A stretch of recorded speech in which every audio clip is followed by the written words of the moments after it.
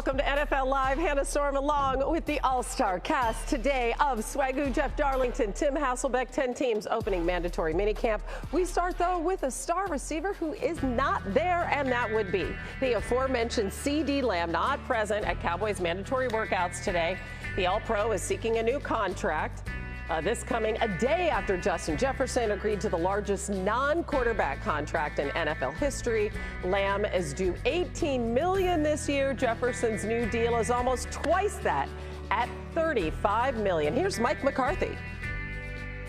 So CeeDee and all those types of situations, he's in a business situation.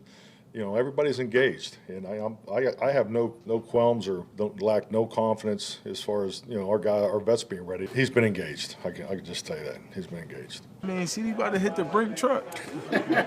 He about to get his, you know. But I can't think of someone more deserving. You talking about hand in hand? I think CeeDee's, you know, the best receiver in the league. If not, if you ever want to argue a top three, but in my eyes, seeing his mindset, how he comes every day, I think he deserves every penny. So I'm going to be super excited for him for whatever his contract lays out. But it's going to be a nice contract for sure.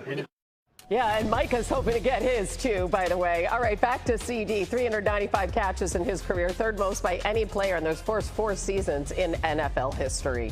That is more than Justin Jefferson. He's fourth on the list. As you know, he just signed that mega deal, $140, $110 million guaranteed. Both of them drafted in the first round of 2020. So Lamb is, as of right now, he's a free agent after this season. So, Jeff, nobody's backing up that Brinks truck yet, but what are you hearing about the negotiations? No, they're not.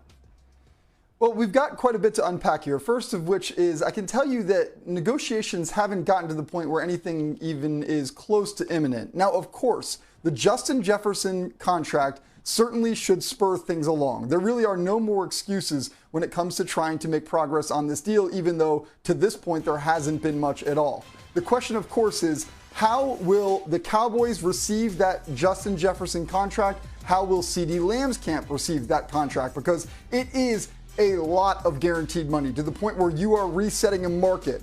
It's also a 4-year deal. Generally, the Cowboys like to do longer deals. This is also a Vikings team with a rookie quarterback. This is a Cowboys team with a quarterback in a very sticky contract situation of his own that will cost him a ton of money. So we've got a lot to unpack still, even though that Justin Jefferson situation should at least help spur things along. All right, so Swagoo, I think of you sometimes as the conscience of the Cowboys, okay, as the voice of reason here. So as such, they got to figure out Dak. And listen, Micah down the road, too, what do they do with CeeDee Lamb? Do they break the bank for him? Well, first and foremost, hello to my people. Listen, Hannah, and like Jeff just said, this is a lot to unpack. We could damn near do the whole hour of this show on this particular topic. But Jeff made the great point at the end about where the Minnesota Vikings are in their quarterback situation with drafting a rookie, J.J. McCarthy, and having, obviously, Sam Darnold as a potential fighter for a starting position there, as opposed to $55 million being on your cap from Dak Prescott, who's in a contract year himself. And now it's about prioritizing and also structure. Like, structure is going to be a big word that I use this offseason when we talk about these deals that are imminent. It's not like CeeDee Lamb is not going to get paid, but the structure sometimes, as a former player, and Tim knows this as well, it causes you to pause at signing the paperwork. It's not always about the dollars. It's how the dollars are distributed. And I'm sure that is going to be a sticking point with the Dallas Cowboys, knowing that their most important position and most important player in Dak Prescott is due for a contract as well, in which they want to negotiate that is more team-friendly, not dollar-wise, structure-wise. So CeeDee is in a completely different situation than Justin Jefferson. Justin Jefferson saw his quarterback walk out of the building and go get $100 million with another team. They have literally started over at the quarterback spot in Minnesota. The Dallas Cowboys got a decision to make on a quarterback that's going to command $100+ million if they let him walk or if they keep him.